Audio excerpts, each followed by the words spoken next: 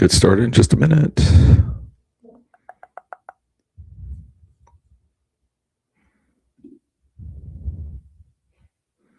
we go. Let's go here.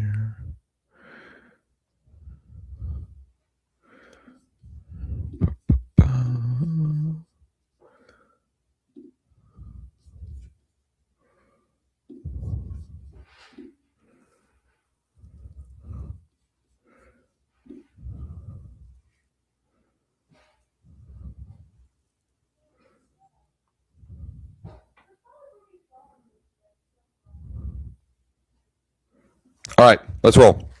I got 25 minutes or less because we have another delay, 2-hour delay because of how cold it is, and I got to drive my girls to school at 10. So some of you may be thinking, thank goodness, I don't need another 60 or 90 minutes. You can have results or excuses, not both, Arnold. I like it better this way, but whatever. You can have progress or excuses. Results, we don't always have control over, but making progress, in a direction, getting better, or making excuses, right? So whatever, you get the point. And we don't have to look like this for it to be relevant, right? There are lots of applications for this. Okay, I got some good stuff, I think, today. I mean, we'll see. I'm going to cover refreshing a stale listing and very specific tactical things that I did early in the morning at 5:15 this morning to do some refreshing.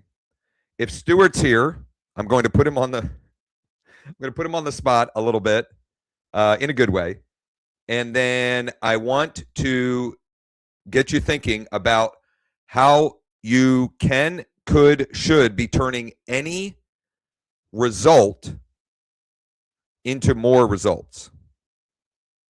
I'll explain what I mean there with this appointment with a distressed seller and results in advance. So real quick, I'm going to drop this in the chat. This is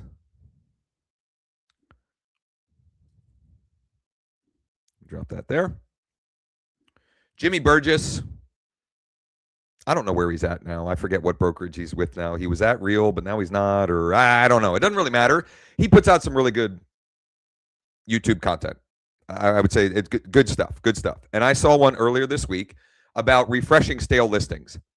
I have also included in here a document and a training, etc., that I don't remember when I did this. I don't remember. It must have been the summertime because it was around a challenge that we had done back then. And there's some good stuff in here without question. How you could audit your existing listing, the description, etc., and things of that nature.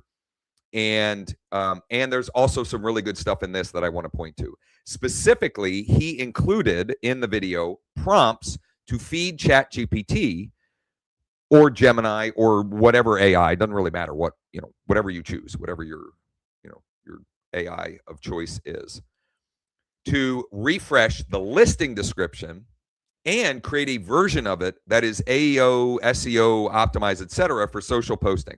Now, because I've got a short window today, I'm not going to do my social posting, but I have already updated 3 of my listings. Specifically, I refreshed the descriptions. 2 of them, we were doing a price reduction. And at least 2 of them, no, all 3 of them, I did another thing that I'll show you, and I'll actually do it for one of them. I actually I kept one of the things so I could actually demonstrate for you all. But first, the description refresh, because let's face it, like that can make a difference. Is it going to make look? Without question, price is the thing that is going to get you the outsized bump as far as eyeballs, saves, favorites, showing requests, etc. And also, there are other things that you can and could be doing. And when you do those things, show your clients, or at least tell them that you've done these things. Because Otherwise, they assume you're just, you're just sitting fat and happy, drinking your lattes, waiting for, the sign and the MLS to do the work, right? So even little work that you do, communicate to them. Because one, more communication is better, period. And number two, they might not know. And when you demonstrate what you're doing, they're more likely to extend a listing agreement if you get to the end, to listen to you when you make recommendations about a price reduction, et cetera, et cetera. Okay, I think I've beaten a dead horse there. So you can use that. I did that on 3 of my listings. And another thing that I did with all of them this morning, little thing, but it can make a big difference, is I rearranged the images, particularly the first 5. Because on most portals, they show preview like 5 or 7 of them. I think homes.com maybe does 7. Maybe they both do 5. Homes and Zillow do 5. But you get like a little collage, right? And a huge mistake that I see lots of listing agents make is they put like 5 almost identical outside photos. So you got the house straight on, you got a house at this angle, you got a house a little bit closer, and you got the overhead view and like, I don't know, a different angle of the front. That does not tell a story at all. Nothing. I can't do anything with that. And so I rearranged some. For example, this listing right here, the featured image I had was a straight on view. Just trying something different. I don't know if it'll make a difference, but look, I do know that all of these portals have an algorithm that they follow. And if yours are getting, if people are stopping and clicking on your listing, it's going to show it more. And the more it shows, the more saves and favorites you get, the more of those people looking at it are reaching out to their agent or to you, the listing agent, because they're curious and want more information.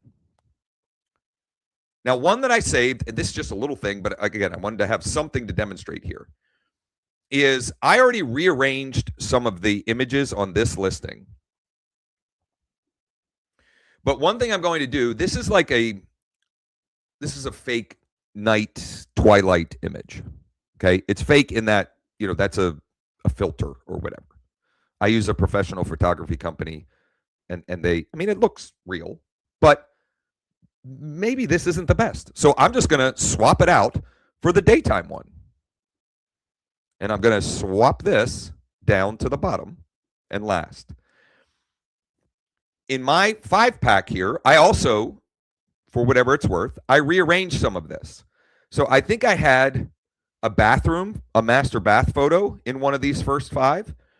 Now I have, what I'm trying to do a little bit here is paint the picture of, okay, this is the front. This is what you see when you walk in the front door, right?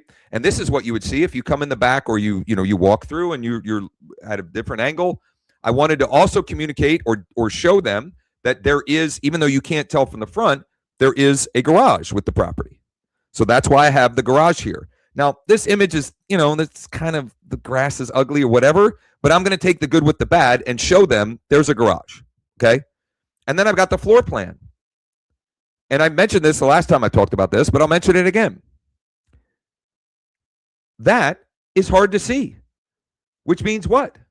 If somebody is curious about the floor plan, they'll click on it. And the more they click on yours, the more it's providing, a ping, a signal back to the algorithm. People are clicking on this one. We should show it more. So I'm going to go ahead and publish that one little tweak, and we'll see. I tweaked the description, I rearranged the photos, and we dropped the price on this one. Everybody say a prayer that we get an acceptable offer between now and Monday, because he's antsy.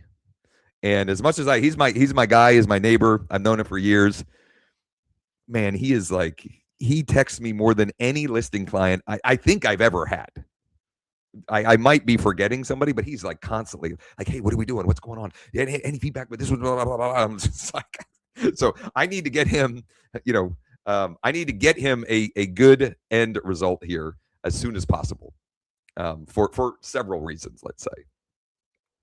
Any questions on that before I switch to another topic that was on the list? Okay, Stuart, I'm putting you on the spot. Are you available and open to me interviewing you? Real quick interview. All right. So here um, Stuart participated in our 3-day deal sprint. He's in the Founders Club, etc.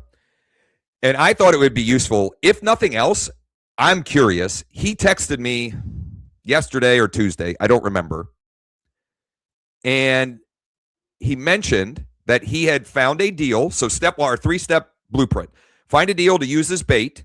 Step 2, use that bait to reach out to the active buyers that fit the, that would logically potentially make the most sense for that deal. And then step 3, best case scenario, we're making an offer on that property or they're interested in that property.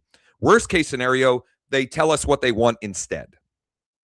I suppose worst case scenario, which does happen sometimes, they're just not interested, in anything, buying, selling, whatever. It is rare, but it does happen. So you had texted me. You found your deal was a property that had a pretty big price reduction and could be a good rental. Is that right? Yes.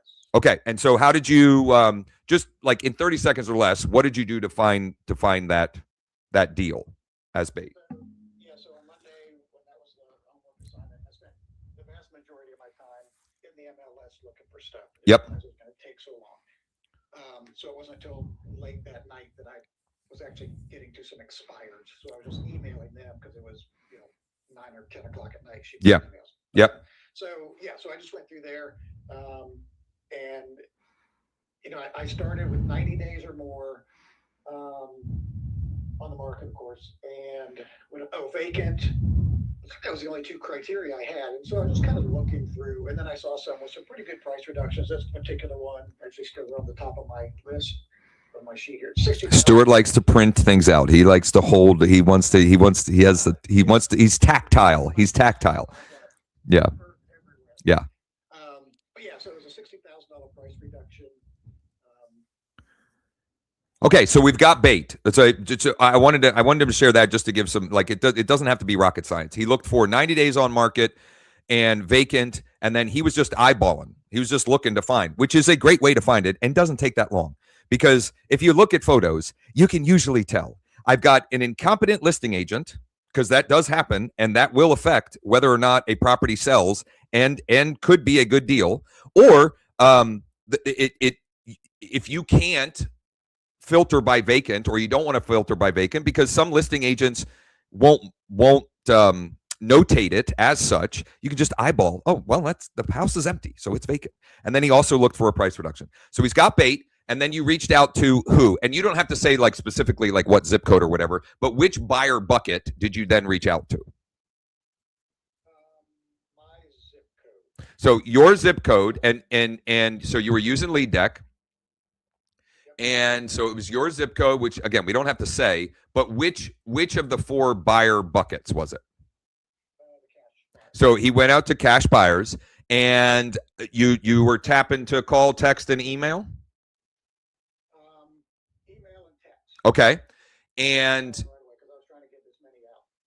hey, and it works, right? And it worked for you.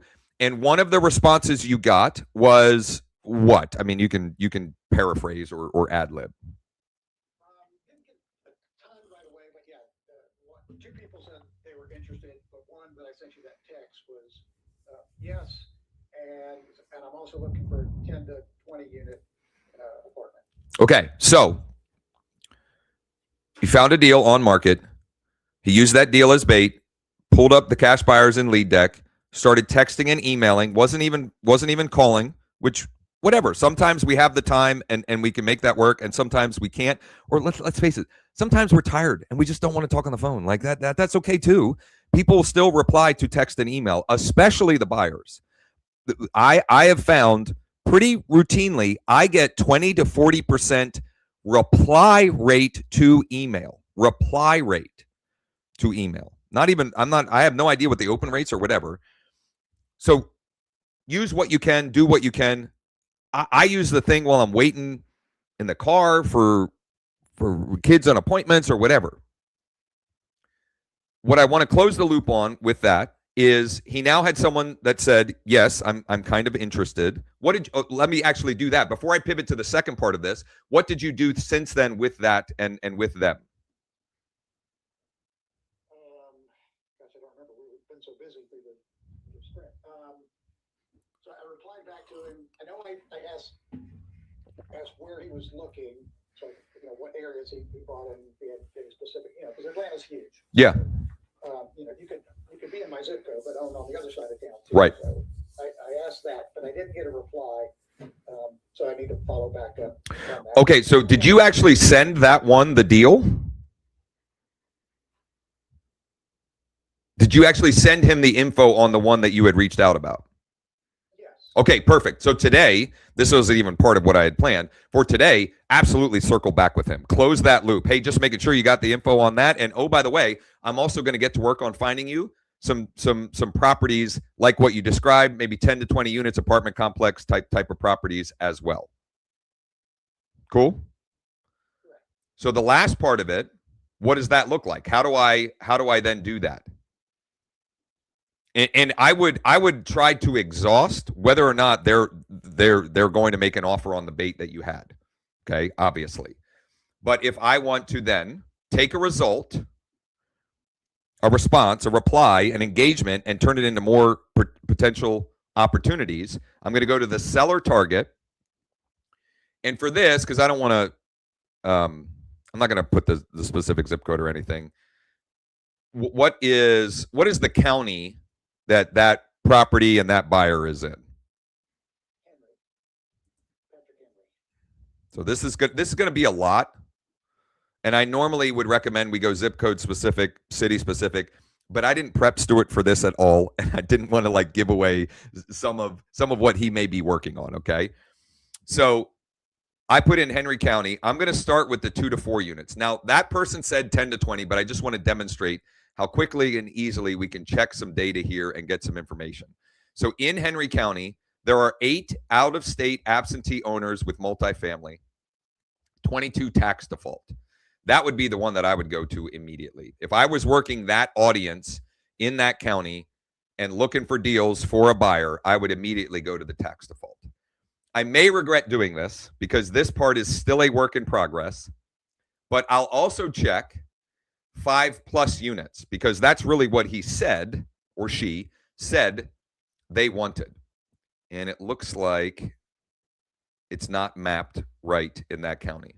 What I'll do, this is great, is I'm going to take this back to Sean and figure out how do we find, what are we not filtering by? In other words, when you get outside of the normal single family residential townhouse and even the small multis, different courthouses and counties report the information and the data and they classify them differently.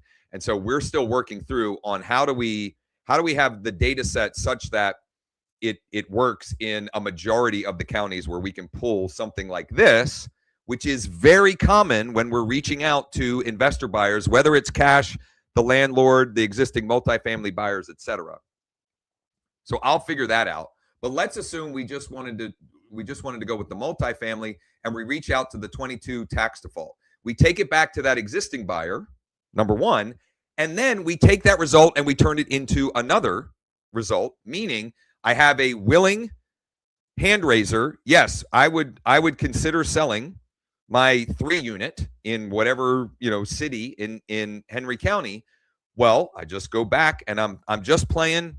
We keep using this analogy. I'm just playing Go Fish. I go back, and this is going to be a lot, but I'm going to pull up the whole county. I'll go back here. I'll check the lead counts, and I could go, it's not as many as I thought. I could go and reach out to, I could start small, reach out to the 4 multifamily buyers in that county and say, I got an off-market 3 unit. Are you looking for any deals? Stuart, thanks for being a good sport. Is there anything I missed or anything to add for those that are curious? No. And as you see, the low numbers, that's why I was curious where all he would want to buy. Sure. Yeah, because he may that 10 to 20 units that he wants, he may be open to a bigger, right, exactly, 100%. So I will get with Sean to see what we can do to get you that that 5-unit plus data in that county, or if you identify any others that he may be looking in as well. Thanks for being a good sport. Stuart also hooked us up with a nice rating and review on Google. So LeadDeck AI has its own business profile, Google business profile now, and we have a growing, James as well. Thank you, James. We have a growing number of reviews on there. We're pretty proud of. I'm going to drop the document that I dropped at the beginning one more time, because some of you, depending on when you came in, may have missed it. Terrell asked, Stuart's bait was inactive. Stuart mentioned that later in the day, he started emailing expireds, but the bait he found was an active listing that had a significant price reduction and could make sense as a rental, right? I think that was right, Stuart. It could make sense as a rental property. Rosemarie, can we narrow the search to include only cash buyers that bought more than 4 properties in the past 2 years? Well, I beat you to it, Rosemarie. So the cash buyers, the filter is well, actually, let me do this. This perfectly ties into my last point for today. So as I talk through that, I'm going to demonstrate this, and then James, I think you were trying to chime in there. I want to hear what you have to say. But the cash buyers have bought, or I'm sorry, they have at least 5 properties in their portfolio and have bought at least one of them in the last 3 years in whatever the search criteria that you're choosing. So these 119, there are 119 cash buyers in Henry County that have at least 5 properties in their portfolio and bought at least one of them in Henry County for cash in the last 3 years. James, go ahead. Your original stale listings Google Doc, do you have that handy? For some reason, I cannot find it. Yeah, it's in the one. It's in that one. Where it says also this. I should probably be more clear. Also this is if you hit this, that'll open up the other one. I should make that more obvious. Yeah. Yeah, I can't find it. I think it's because we moved it into a different folder, because we're organizing. I'll foreshadow this. Sean has been working like crazy, building out in the tool our own AI. We're calling it Ask Decky because we couldn't come up with anything better. Sean has now fed it 240 hours of me so that you can go and say, ask it anything, pretty much. It's still a work in progress, but we're pretty excited about that function. And eventually you'll just be able to go and say, hey, Decky, can you put together a list of the cash buyers in this zip code and add it to a deck and skip trace them all and get them ready for me to pop over to my phone and tap to call, text, and email. I mean, that's a simple thing, but I was playing around with it this morning. It's pretty freaking smart already. I asked it something about how do I know if this particular property is a good deal, and it gave me a whole like blah blah blah blah blah. Do this. I mean, it was incredible. Okay, last thing that was on my to-do list today. I already illustrated this a little bit with Stuart's conversation, and thanks again, Stuart, for being a good sport. And me, I didn't prep him at all for that. I have a listing appointment tomorrow. I did a terrible job. I don't know why they called me. I have a guess. My guess is they found me, my Google business profile or something online, because it was an inbound call, a property that's in Shippensburg, and I think I've been talking to the son. The father passed away. It's been vacant for a while now, actually. And so it doesn't matter so much. I want to illustrate a principle that whether you use LeadDeck or whatever, a principle that I think it also relates back to what I said when you refresh a listing. Demonstrate to the client what you're doing. So I've got this appointment tomorrow. I want to deliver results in advance of that appointment for myself and for them. What does that mean? What does that mean? Because that's like, what are we talking about? I'm going to go here. I'm going to go cash buyers. And I'm going to pull up, I think there's only one zip code. Yeah, there's only one zip code in Shippensburg. So I'm just going to choose Shippensburg. I'm going to check the lead count, and I have 20 cash buyers. Between now and my appointment tomorrow, I'm going to reach out to all of those 20 cash buyers, and I'm going to let them know that I have a potential off-market deal. Are they interested or know anybody who might be? And I'm going to build a waiting list, and I will say, I'm going tomorrow at 1 o'clock. I will then send you all of the photos and additional details that I collect. And that's what I'll do. Not only that, when I go and meet with them, I will also tell them, just so you know, I've already reached out to 20 of the active buyers that are going to be the most likely buyers for this property because they acknowledged it's been vacant for a long time, it's in disrepair, etc. Like they already know that this is not a turnkey, fully renovated retail property. I don't think they're talking to anybody else. I don't think they have any interest in talking with anybody else. But why wouldn't I do everything possible for me to bring certainty to the appointment? In other words, I'm going to prove to them that I am certain I can sell them, and I'm already working to do it. I'll also pull the institutional offers with fastcashoffers.ai so I can point to those. Oh, by the way, Mr. and Mrs. Seller, we have several options for you already. So I will walk them through. We could sell it as is privately to one of my cash buyers. We could sell it as is to one of these institutional buyers, or we could sell it as is on the market. I don't care which one. Whatever you guys want to do, and based upon our conversation, we'll decide together which one, not whether or not they're going to work with me. We'll decide which of those options make the most sense for them. So I'm actually going to do this live on the workshop that I am doing at noon today. Founders Club members do not come, but if you're curious about LeadDeck and how it works and what we're able to do with it, I'm going to do more demonstration than I normally do on those because I figure, like, why not? It seemed like me actually using the tool yesterday on the 11 a.m. mastermind was of interest to everyone. So I'm going to use that as an example during that workshop so I can kill two birds with one stone. Now, I won't reach out to all 20 of them on the workshop, but I'll demonstrate how easy it is, and then I'll reach out to the rest of them later in the day so that I can bring results in advance to my appointment tomorrow. I've already found buyers. I already got this list. And it won't be all 20, because what will happen is I'll reach out to all 20. I'll get at least 3 to 5 of them, maybe 7 or 8, that are curious and interested. And then I will tell them I reached out to 20. I have 7 or 8 that said that they would be and are interested. I'm going to send them the info. And who knows, we might be able to get you a net number that makes sense and you guys would be thrilled and not have to go through all the other nonsense. Can I share the GMB link for LeadDeck? Of course I can. Thank you, David, for the mention there. I'm going to wrap on that unless anybody has any questions, because I got to go warm up the car because it is cold out there, and I got to get the girls. Where the heck is it?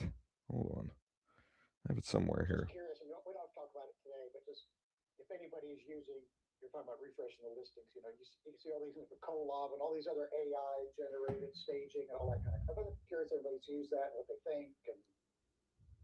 And that sounds like a great topic or conversation. I have not done much of that, but I would love to hear more from anybody who might be. I can't get the dang. Hold on. Let me see if I can find it on LeadDeck AI Harrisburg. There it is. So, reviews. How do I share the review link? Or share this? I think if I share this, it'll have the review link. Copied in the chat. Bada bing. Yes, Dana, that's a great shout. Have Sean start including the GMB link in the emails. I think he did send it included in the email he sent out this morning, but it should just be like, in the signature or the footer or something along those lines. All right. Well, I hope you all have a great rest of the week and weekend. I will be back Monday morning, 9:30 a.m. Eastern. In the meantime, if you just can't get enough, you can go back and watch the replays at leaddeck.ai/closers.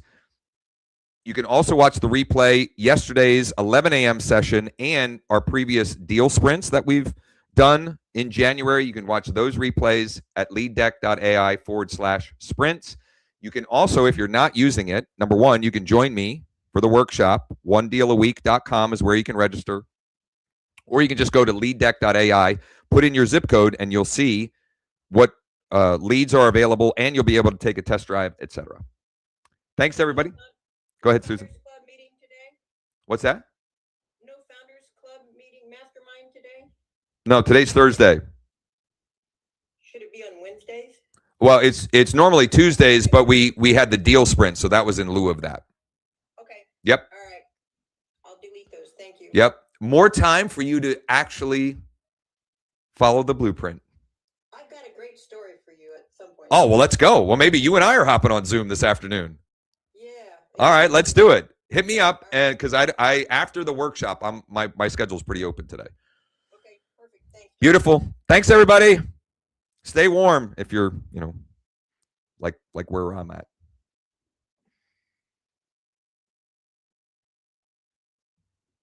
Did one of you start the car?